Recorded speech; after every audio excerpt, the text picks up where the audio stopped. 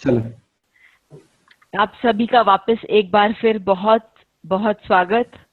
वापस नितिन कश्यप को हमारे बीच आते देखकर बहुत अच्छा लगा है, क्योंकि इस बार जो उनका टॉपिक है वो बहुत ही दिलचस्प है, क्योंकि वक्री ग्रह पे बहुत कम लोग डिस्कस करते हैं, कुछ बोलना चाहते हैं।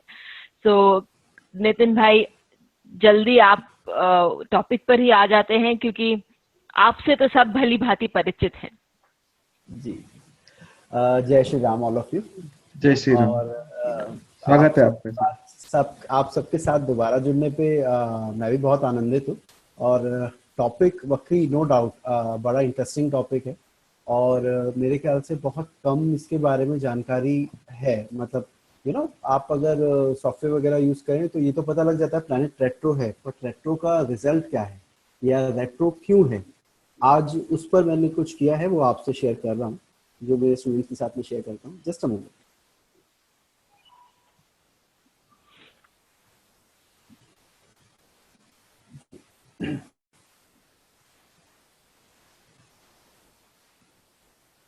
देखिए, सबसे पहले जो इम्पोर्टेंट चीज है, हमें ये पता होना चाहिए ग्रह वक्री होते क्यों हैं, क्योंकि इस बारे में भी कई भ्रांतियां हैं। जैसे मैं आपको एक छोटा सा एग्जांपल दूं। स्टूडेंट मेरा बोला कि सर, ग्रह तो सूर्य के चारों तरफ एक पर्टिकुलर ऑर्बिट में रिवॉल्व करते हैं, राइट?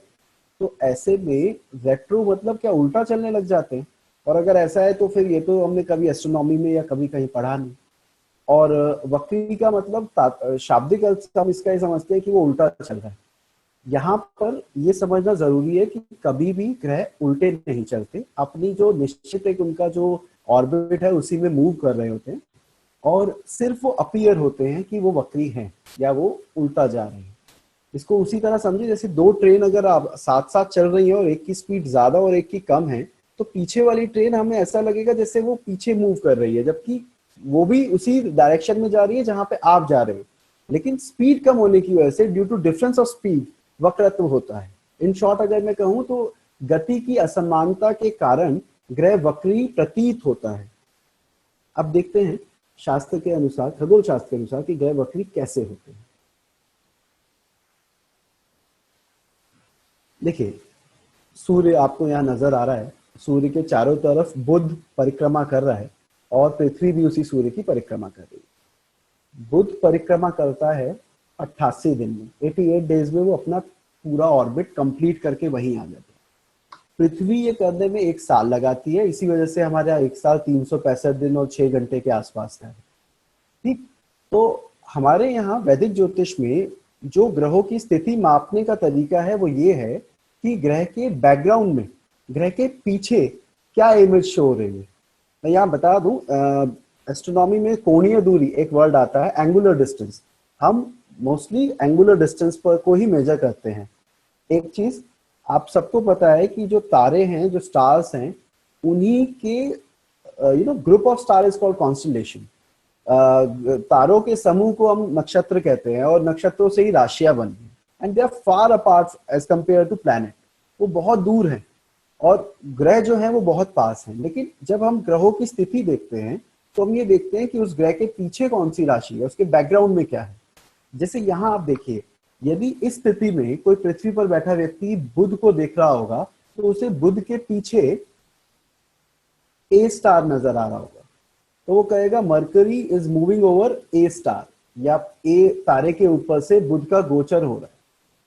अब होगा क्या कि बुध की गति पृथ्वी से करीब करीब 4 गुना है, बिकॉज 88 डेज और यहाँ 365 डेज।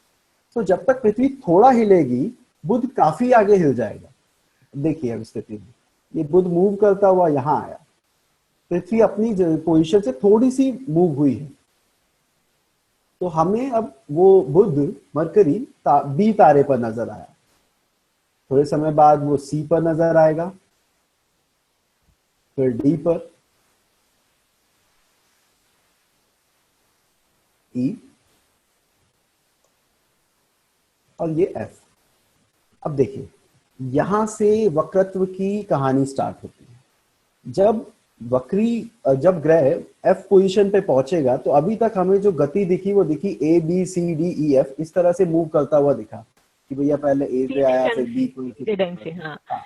Correct. वो एंटी क्लॉकवाइज जा रहा है।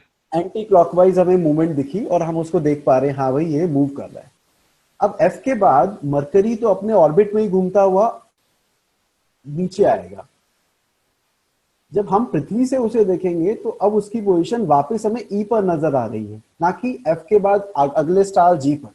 हमें वो वापस ई पर नजर आ रहा है।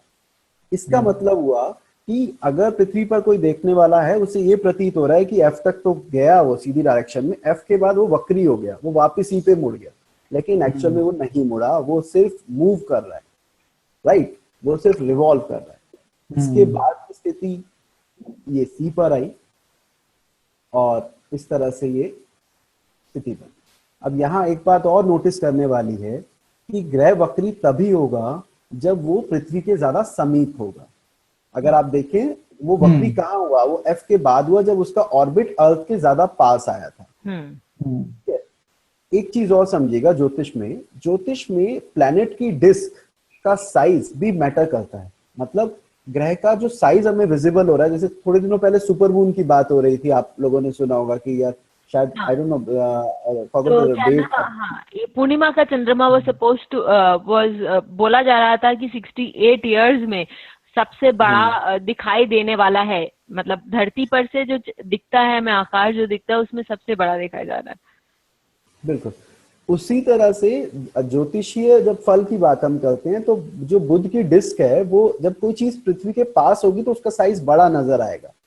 इसको इस तरह से समझिए जैसे मान लीजिए कोई गिद्ध उड़ रहा है आकाश में और उसकी हाइट 1-2 किलोमीटर ऊपर है, तो हमें वो पॉइंट साइज नजर आएगा, बहुत छोटी सी आकृति नजर आएगी कि कोई जीव वहां मूव कर रहा है। लेकिन अगर वही हमारे सर के ऊपर से गुजरे तो वो जब वो 4 फीट का इतना बड़ा फैला हुआ या 2.5-3 फीट का दिखेगा तो पता लगेगा भाई ये तो बहुत बड़ा है। उसी तरह जब ग्रह वक्री होता है तो उसकी डिस्क बड़ी नजर आती है पृथ्वी से, और इस वजह से माना जाना चाहिए कि उसका जो रिजल्ट है, जो रिजल्ट गिविंग फैक्टर जो उससे रिलेट किया जाता है वो भी बढ़ जाएगा, वो भी ज्यादा मिलेगा। इसी तरह एक्सटीरियर प्लैनेट की एक बार बात कर लेते हैं। एक और दिलचस्प बात नितिन, क्योंकि आपने बोली जो पिछले स्लाइड में आपने बोली कि मरकरी बुध जो आपका प्लैनेट है वो नियरली 3 टाइम्स या 4 टाइम्स जो आपने बोला कि 4 बार लगता है उसको, जितनी देर में धरती अपनी एक परिक्रमा पूरी करती है बुध अपनी 4 परिक्रमा पूरी करता है। तो हर साल में 3 बार बुध भी रेट्रोग्रेड होता है या वक्री होता है। वो with respect to position of Earth होता है क्योंकि उसी समय वो पास आता है। बहुत सुंदर कॉन्सेप्ट है, यदि इस पे ध्यान दें और हम रिलेटिव पोजीशंस पे ध्यान दें उस समय अर्थ के साथ एस्ट्रोनॉमिकली, तो हम काफी कुछ जान भी सकते हैं इस विषय पे।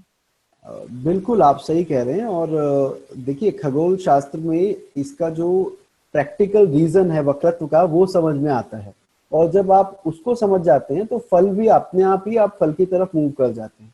अच्छा, यहाँ एक बात और मैं बताना चाहूंगा, आपने अगर पिछली स्लाइड में दिया तो पृथ्वी की मूवमेंट मैंने ऑलमोस्ट फिक्स रखी थी। हाँ। वैसे पृथ्वी मूव करेगी, लेकिन पृथ्वी की जो मूवमेंट है बहुत स्लो होने की वजह से और आपको समझाने की पॉइंट ऑफ व्यू से मैंने उसको थोड़ी देर के लिए फिक्स मानकर आपको समझाया, तो थोड़ी सी मूवमेंट उसमें रहती है, ध्यान रखिए। एक चौथाई जब तक वो कर आता है तब तक 1/4 हिस्सा ही अपने परिक्रमा जो ऑर्बिट है अपनी ऑर्बिट का 1/4 ही हिस्सा कवर कर पाता है। अच्छा, इसी तरह देखिए हमें पता है पृथ्वी जो है वो 1 साल में राउंड अपना पूरा कंप्लीट कर लेती है ऑर्बिट, और बृहस्पति को 11 साल के आसपास, ये 12 साल बताया जाता है कि बृहस्पति 12 साल में पूरा राशि चक्र का पूरा भ्रमण कर लेता है। तो यहाँ 12 गुना का डिफरेंस आ गया दोनों की स्पीड में, राइट। पृथ्वी से 12 गुना स्लो स्पीड है जुपिटर की।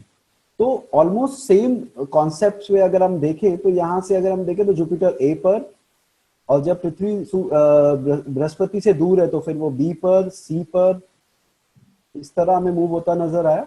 और जब पृथ्वी बृहस्पति के समीप पहुंची तो हमें अगेन बृहस्पति, जैसे उसमें पीछे बुध देखा था, अब हमें बृहस्पति वक्री होता नजर आया। तो ये रीजन है कि जब ग्रह पृथ्वी के ज्यादा समीप हो वक्रत्व तभी पॉसिबल है। आइए अब आगे देखते हैं। अभी तक हमने खगोल शास्त्र के द्वारा समझा और उसमें ये देखा कि जो ग्रह वक्री होता है उसका डिस्क बड़ा हो जाता है, वो पृथ्वी के ज्यादा समीप होता है, ये एक रीजन है वक्रत्व का। और अब देखते हैं शास्त्र इस बारे में, अलग अलग ज्योतिषीय शास्त्र का क्या मत है कि वक्री ग्रह किस तरह का फल देता है। सबसे पहले फल दीपिका के बारे में देखें। फल दीपिका में ये लिखा है, वक्रम गतो रुचिर रश्मि समूह पूर्णो नीचारिभांश सहितो अपि भवेतस्य खेका वीर्यान्वितस्तु तीन रश्मि विवोच मित्र स्वक्षेत्र गो अपि विबलोहित दिदित्विश्चेत। अर्थात यदि नीच राशि अथवा नीच नवांश में भी ग्रह हो, यदि ग्रह नीच राशि अथवा नीच नवांश में भी हो तो, परंतु यदि वो रश्मि युक्त है यानी वक्री है तो उसे महान बली समझना चाहिए। यहाँ आप थोड़ा वर्ड पे ध्यान दीजिएगा, यहाँ पे वो अपी वर्ड यूज कर रहे हैं श्लोक में। अपी का मतलब भी से है, मतलब आप कंपेयर कर रहे हैं कि यार इतनी बुरी पोजीशन में भी हो तो भी वो अच्छा रिजल्ट देगा यहाँ पे। यानी शत्रु आपको पता है राशि के आधार पर अलग अलग अवस्थाएं होती है, उच्च अवस्था, मूल त्रिकोण, स्वक्षेत्री, मित्र, ऐसे। तो उस आधार पे नीच को सबसे लोएस्ट कैटेगरी में काउंट किया जाता है। यदि यहाँ लेखक ये ऑथर ये बताना चाह रहा है कि नीच में भी हो तो मतलब उससे ऊपर वाले को तो ये उसमें काउंट कर ही रहा है। ये तो कह रहा है नीच तक में भी आप इसको देख सकते हो। तो यदि ग्रह नीच राशि अथवा नीच नवांश में भी परंतु यदि रश्मि युक्त हो तो वह महान बली समझा जाना चाहिए। और इसके विपरीत ऑन द कॉन्ट्रेरी अगर वो ग्रह उच्च का है, स्वक्षेत्रीय, जो हम नॉर्मली बहुत ज्यादा जो उसको इंपॉर्टेंस देते हैं, वर्गोत्तम है, लेकिन अगर वो अस्त हो गया है तो उसे निर्बल समझना चाहिए। ये फल दीपिका का मत है।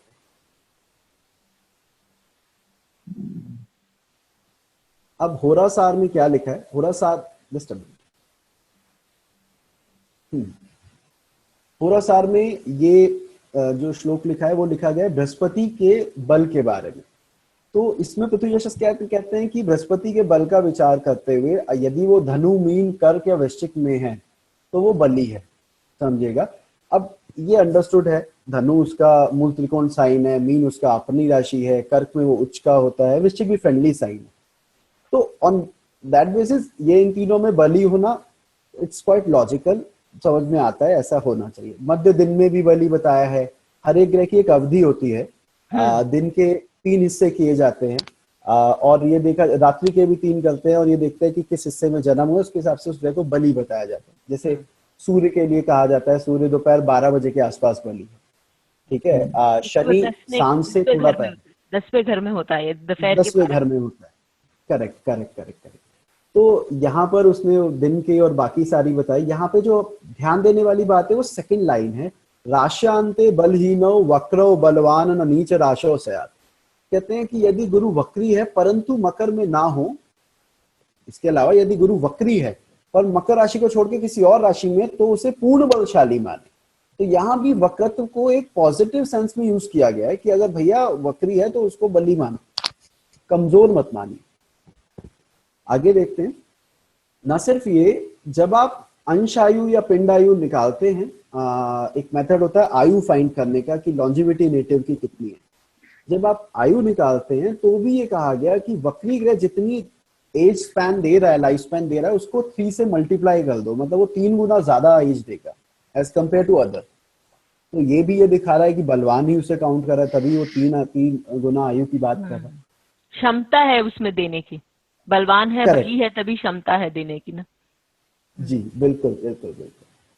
अब इसके बाद इन सारी बातों से, चाहे हम खगोल शास्त्र से देखें, चाहे हम फल दीपिका, होरासाल देखे या अंश आयु पिंड आयु के उससे देखे कॉन्सेप्ट से, तो सबका एक ही मत लगता है कि जब ग्रह वक्री हो तो उसके बल में असीम वृद्धि हो जाती है।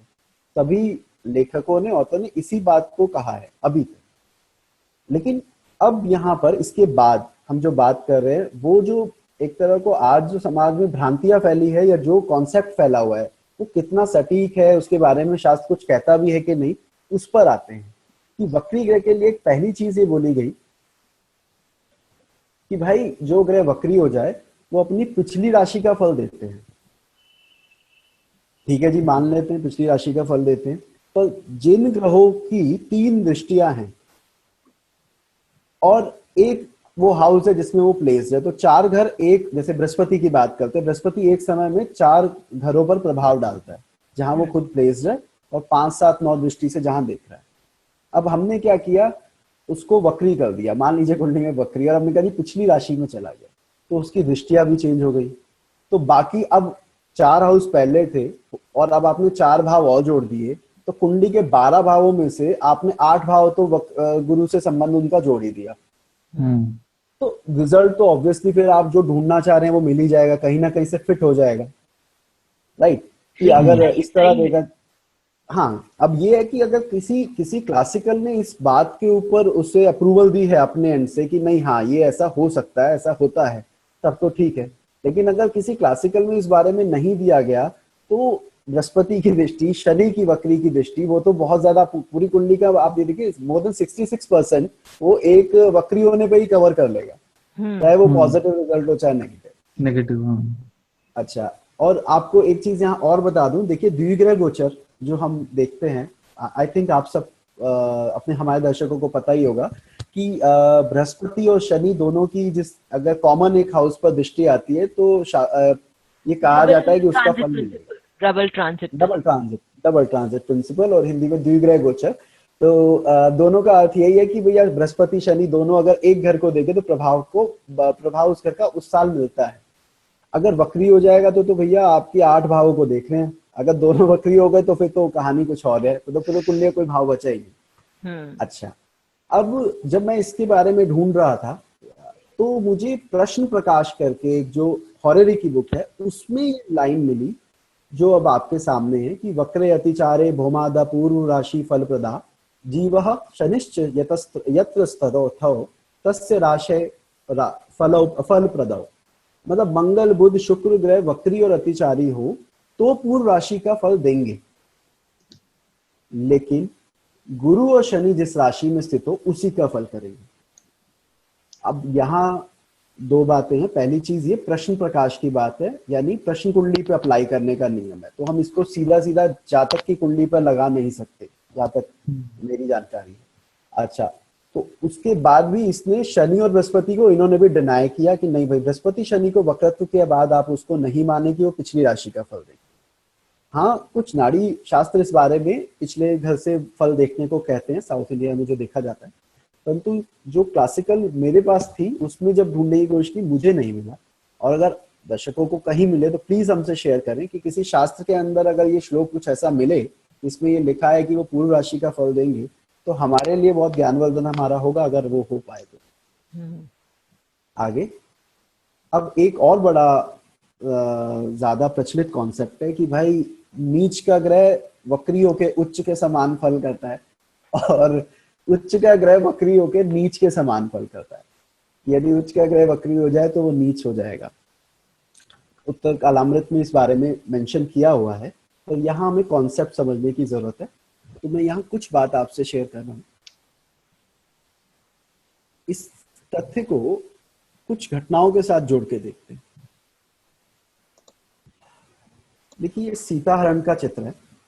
जब रावण सीता को हरने आया था तो सीता हरण के अगर हम मूलभूत कारणों में जाए तो एक कारण तो ये था कि शूर्पणखा की नाक काटी थी लक्ष्मण जी ने। उसके साथ साथ एक कारण ये भी था कि कहते हैं शूर्पणखा ने रावण के सामने जाकर माँ सीता के रूप की इतनी तारीफ करी कि वो उनके हरण के लिए आया। तो अगर आप अत्यधिक रूपवान थे, इस वजह से आपका हरण हुआ।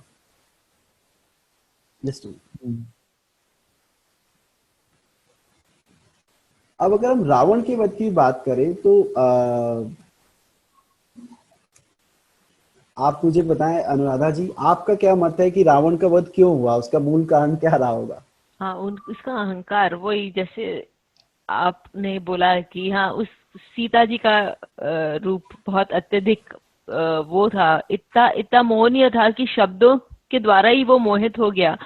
तो यहाँ उसका अहंकार भी, रावण बहुत ही ज्ञानी व्यक्ति थे, महापुरुष थे, उन्होंने भक्ति उनमें कूट कूट के समाई थी शिव जी की, और बहुत मतलब अच्छे कुल से थे, ऋषि पुलत्स्य के कुल से थे, वंशज थे, तो कहीं भी उन पर कोई लांछन नहीं लगाया जा सकता। केवल उनका दो दोष थे जो उनको ले डूबे, एक उनका अहंकार और एक उनका जो एक स्त्री रूप के प्रति उनकी जो एक कहीं कमी थी उनके मन में, और एक उनका अहंकार, वही उनको दो चीज उनको लेके डूब गया। बिल्कुल बिल्कुल, इसका रीजन हम ये देख सकते हैं, जैसे आपने कहा कि रावण का अत्यधिक अहंकारी होना, कई उसमें रामचरितमानस में भी आता है और जगह भी बताया गया है कि रावण को समझाने की कई लोगों ने प्रयास किया, पर बिकॉज ऑफ उसका अपनी नॉलेज के प्रति जो ईगो थी कि नहीं, मैं मुझसे समझदार ज्यादा हो कोई और हो ही नहीं सकता, मैंने तो ये कर लिया है, तो इस वजह से उसका वध हुआ। तो यहाँ पर भी एक्सेस में किसी चीज का होना नेगेटिव रहा, ऊपर भी उसी का एग्जाम्पल है।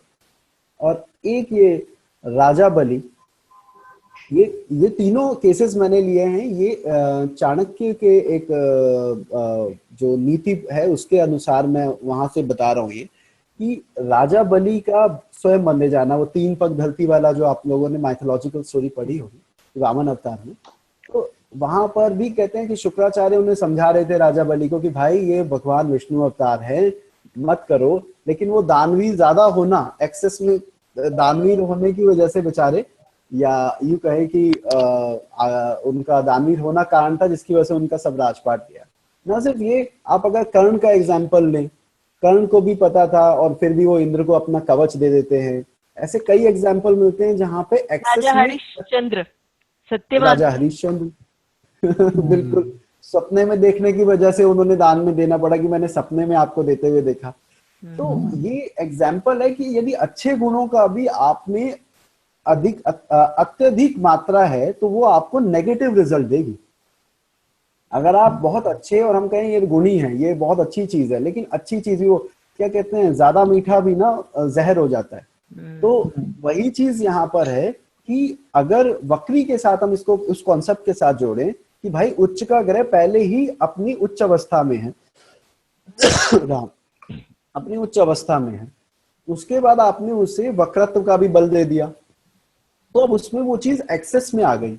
और जब एक मानव शरीर में एक्सेस में कोई भी चीज कंट्रोल करने के लिए या तो ऊपर वाले की बहुत ज्यादा आशीर्वाद चाहिए कि वो उसको कंट्रोल कर पाए, वरना भ्रमित तो होना ही होता है। अभी कल बात चल रही थी, कहीं तो बात हुई थी भगवान राम की और पांडवों को कंपेयर किया जा रहा था कि भाई दोनों में क्या सिमिलरिटी है, क्या अलग अलग चीजें हैं। तो उसमें कहा गया कि भगवान राम का वनवास का कारण वो नहीं थे, भगवान राम नहीं थे, ठीक है, लेकिन पांडवों का रूट कॉज उनकी अपनी थी। तो ये बताया गया कि भाई जो पांडव हैं वो मानव थे और भगवान कृष्ण का सपोर्ट था उन्हें, तो मानवों से गलती होना स्वाभाविक है। और वो भगवान राम थे तो वो एक आइडियल कैरेक्टर थे, तो उनसे वो चीज हम नहीं सोच सकते। तो अर्थ यहाँ पर कहने का मतलब ये है कि अगर आप ये शरीर लेकर हैं, मानव शरीर लेकर बैठे हैं, तो किसी भी गुण की अत्यधिक होना आपके लिए शुभ नहीं है। यहाँ तक कि पात्र उसके पात्र में समाएगा नहीं, उस पात्र में मतलब कुछ भी, यदि आप दूध, बचपन में यही जब पेट भर जाता था लोगों को यही बोला जाता था कि 1.5 लीटर के पतीले में आप 2 लीटर दूध डालोगे तो दूध छलक ही जाएगा। तो वही उदाहरण मैं दे रही हूँ। जी जी, और वही यहाँ पर है कि अगर उच्च का ग्रह वक्री हो जाए तो वो जरूर उसकी उच्चता में कमी आती है, वो उच्चता इतनी एक्सेस में हो जाती है कि वो संभलती नहीं है, ठीक है। अच्छा, अब नीच का ग्रह वक्री हो जाए तो हमें ये समझना चाहिए कि उसके बल में वृद्धि हो रही है।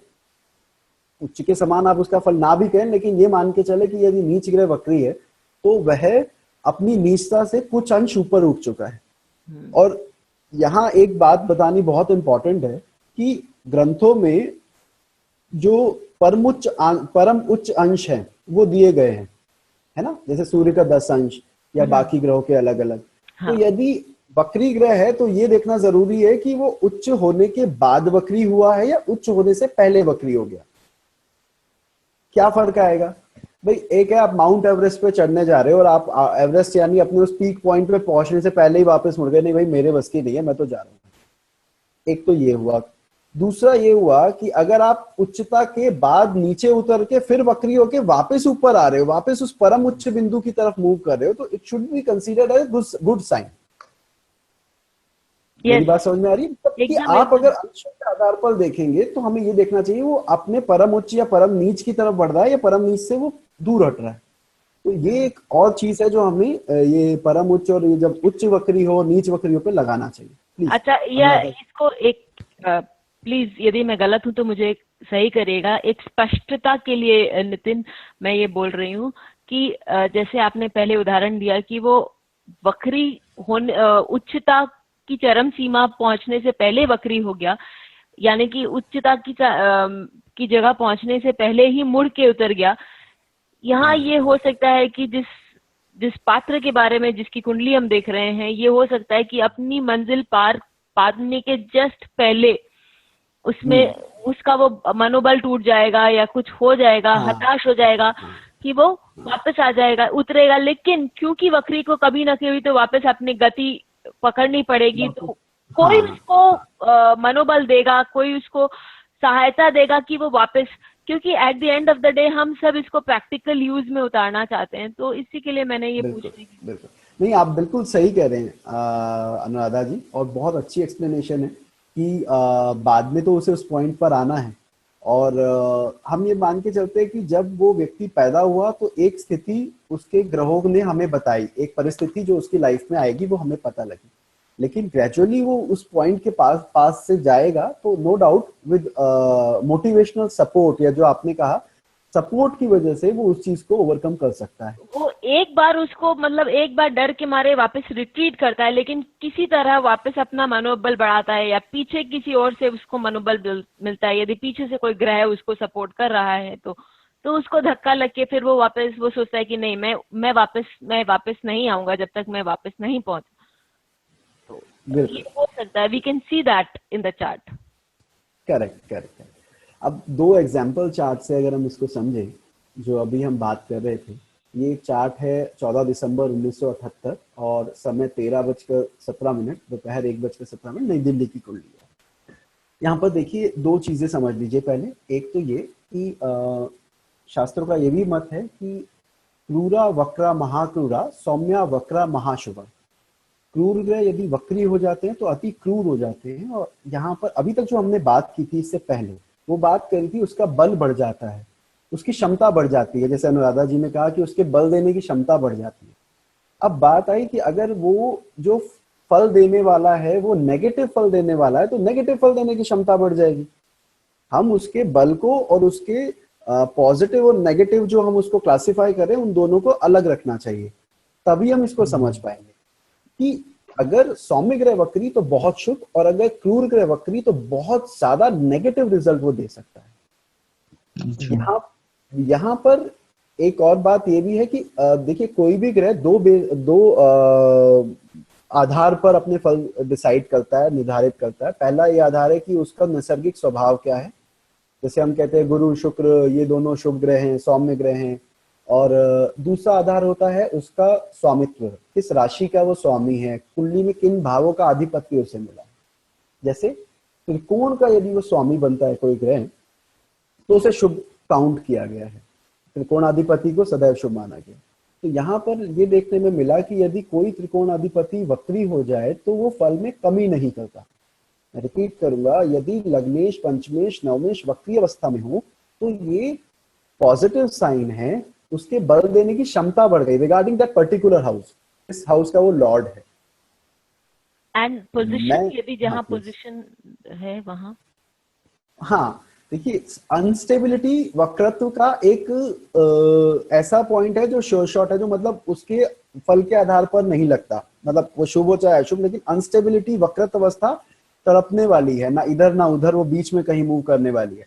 वो स्थिति यथावत बनी रहेगी। जिस भाव में है उसके लिए आप यही बोल सकते हैं कि स्टेबिलिटी नहीं होना या वहां पर कमी होना। जिनका ये चार्ट फल या बुरा फल जो वो दे रहा है वो अपने भावों के लिए दे रहा है। यदि इस कुंडली में जैसे लग्नेश आपका वक्र है, गुरु अपना आपका वक्र है, तो अपने भाव के लिए वो अच्छा दे रहा है। लेकिन चौथे घर, पांचवें घर में वो वक्री है, तो वहां उसकी जो असमंजसता वाली स्थिति बनी हुई है। बाकी अपने घरों के लिए 1 और 10 में वो अच्छा देगा। बिल्कुल बिल्कुल। और एक्चुअल सिचुएशन भी यही है। वो मैं आपसे शेयर कर दूं कि अगर इस कुंडली पर हम ध्यान दें तो लग्नेश जो है वो पंचम भाव में है और ऑलमोस्ट उसी डिग्री के आसपास है जो उनके लगन की डिग्री है, मतलब हाँ 15-50 और वहाँ 14-54 14 और वक्रत अवस्था को प्राप्त है। दशमेश भी उसका बृहस्पति है। यहाँ पर अगर आप नोटिस करें तो आप ये देखेंगे कि इस कुंडली का भाग्य भाव का स्वामी नवमेश मंगल, लगन लग्नेश, दशम दशमेश ऑलमोस्ट चारों घरों को प्रभावित कर रहा है फॉर्चुनेटली।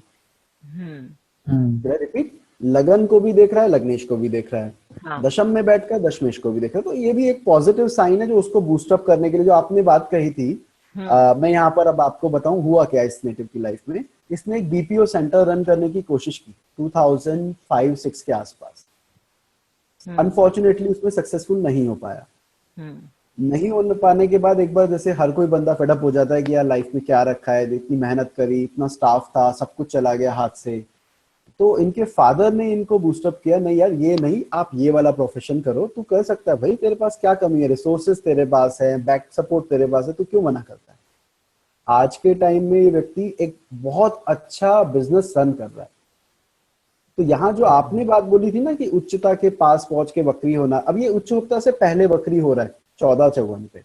और मंगल जो कि पिता भाव का स्वामी है, नवमेश है, उसने इसको इन्फ्लुएंस किया कि भाई वापस अपने ट्रैक पर आओ, जो आप में एबिलिटी है उसको दिखाओ।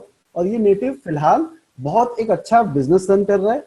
फिजिकली इसको कोई इश्यू नहीं है, हेल्दी है बहुत अच्छे से, कोई परेशानी नहीं। और जहां पंचम भाव की बात आती है, अनफॉर्चुनेटली इनको पहली संतान पैदा होने के 3-4 दिन बाद सस्टेन नहीं कर पाई। अभी फिलहाल जो इनका संतान है वो भी मेडिकली परेशान चल रही है। हाँ बिल्कुल, उनको प्रॉब्लम चल रही है। होपफुली भगवान ने चाहा तो सब अच्छा हो, लेकिन फिलहाल करंट सिचुएशन ये है कि बहुत ज्यादा डाउन चल रही है और उनको डर लगा रहता है जातक को कि भाई ये संतान मेरी नॉर्मल तो रहेगी ना। बहुत बहुत कष्टदायक होता है अगर कोई पिता इस तरह के शब्द आपके सामने बोले कि यार मैं ये नहीं चाहता बहुत उन्नति करे, बहुत पढ़े लिखे, बस मुझे ये कह दो कि ये सामान्य बच्चों की तरह तो काम कर लेगा ना। खैर, तो ये वक्रत्व की जो आपकी बात भी तो है ना, ये कि कार्य को भावनाशाय भी तो हो गया यहाँ पर। तो गुरु अब 5वें घर पे आ गया तो वो थोड़ा सा एफ्लिक्शन बढ़ जाता है। बिल्कुल बिल्कुल जाएगा। अच्छा, अब एक अगले चार्ट पे देखते हैं, 2 चार्ट से इसको समझते हैं। यहाँ पर ध्यान दीजिएगा, 13 जुलाई 1990 का चार्ट है, 9:30 बजे सुबह का। अच्छा, उस जातक की बृहस्पति की दशा रन हो रही थी अभी तक, जो इससे पहले वाली कुंडली थी। इसमें उनमें कार्य क्षेत्र भी सेट हुआ, शादी भी हुई और लाइफ की इंपॉर्टेंट इवेंट सारी उसी में घटित है। अब इस कुंडली पर आते हैं। इस कुंडली में शनि वक्री है पंचम भाव में, और इस कुंडली के लिए शनि षष्ठेश और सप्तमेश है। सूर्य का लगन है, सूर्य के लगन के लिए शनि वैसे भी अनिष्टप्रद माना गया है, और प्लस उसकी लॉर्डशिप के बेस पर भी गए तो ऑलमोस्ट सेम ही बात हम कहेंगे। यहां पर आप देखिए, शनि का संबंध वक्रत्व की वजह से तो है ही, जो आपने अभी बोला कि स्टेबिलिटी की, पंचम भाव, पंचम के स्वामी गुरु और पंचम के कारक भी, तीनों से है।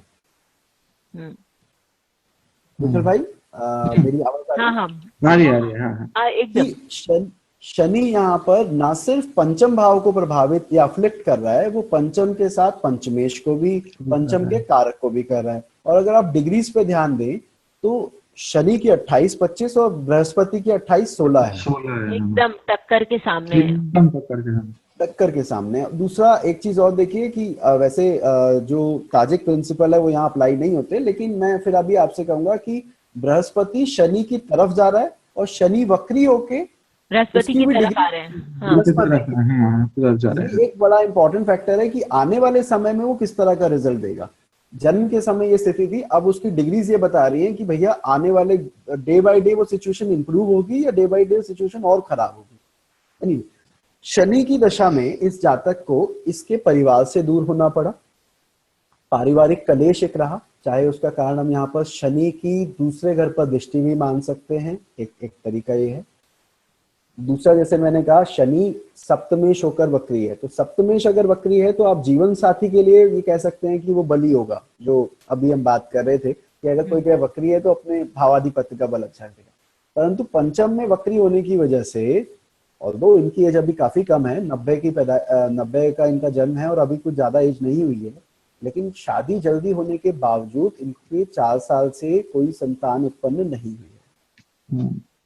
और शनि की दशा इन्होंने लाइफ में देखी है, तो वो दशा बहुत एडवर्स देखी है फाइनेंशियल पॉइंट ऑफ व्यू से भी, क्योंकि यहाँ पर not only 5th house 5th lord and 5th कारक, 11th house and 2nd lord is also afflicted by Saturn, right.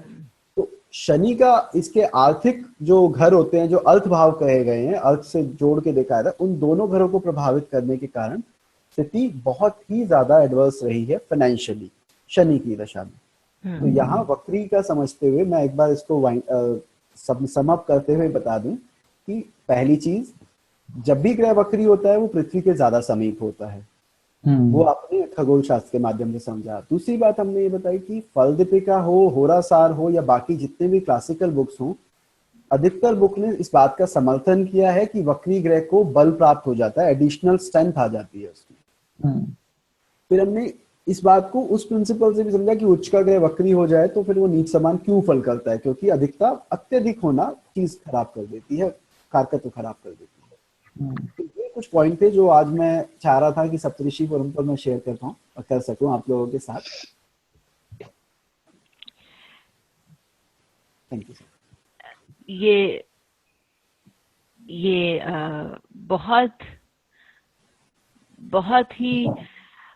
बहुत ही सुंदर, मेरे अपने उस विचारों से तो बहुत ही सुंदर प्रेजेंटेशन था, और बहुत सटीक, और बहुत ही छोटे समय में आपने इतना कुछ गागर में सागर वाला हिसाब हम लोगों के लिए कर दिया, तो हमारे दर्शकों को भी पसंद आएगा। क्या कहना है आपका विठल भाई?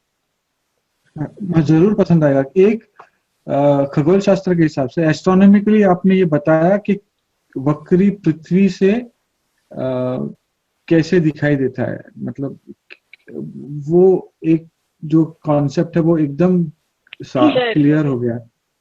और एस्ट्रोनॉमिकली अगर आप उसको देख रहे हो खगोल शास्त्र के हिसाब से, कि अगर ज्योतिष ये कहता है कि ये ग्रह बली होंगे, तो फास्टर मूविंग प्लैनेट्स यानी जो पृथ्वी से ज्यादा तेज चल रहे हैं, या वो ग्रह जो पृथ्वी से कम तेजी पे चल रहे हैं, आपने उनका भी क्लियर कट आपने बताया कि गुरु का एग्जाम्पल दिया आपने, जिस उदाहरण दिया आपने, बुध का उदाहरण दिया। दोनों में एक चीज जो समानता थी आपने जो बताई कि ये पृथ्वी जब वक्री होते हैं तो पृथ्वी के बहुत करीब आते हैं, और जब करीब होंगे तो ऑब्वियसली इनके बीच का जो इफेक्ट है, इंटरेक्शन है, वो जो मैग्नेटिक इंटरेक्शन होगा बिटवीन द प्लैनेट्स, ये 100% बलि बनाएगा, क्योंकि बहुत करीब है ना, तो इन्फ्लुएंस उनके ज्यादा होंगे, उनका जो आकर्षण है, या डेफिनेट। हाँ, very thank you Nitin, thank you very much, बहुत बहुत धन्यवाद इस प्रेजेंटेशन के लिए, और आशा करते हैं कि आप ऐसे ही सुंदर सुंदर प्रेजेंटेशंस हमारे दर्शकों के लिए, चाहे वो हिंदी के दर्शक हो, चाहे वो इंटरनेशनल ऑडियंस हो, उनके लिए हमारे साथ अपना ज्ञान बांटते रहेंगे। Then he said, please think on this fundamental question of astrology. Why are you born in so and so lagna, Taurus lagna, Karka lagna? Why not in some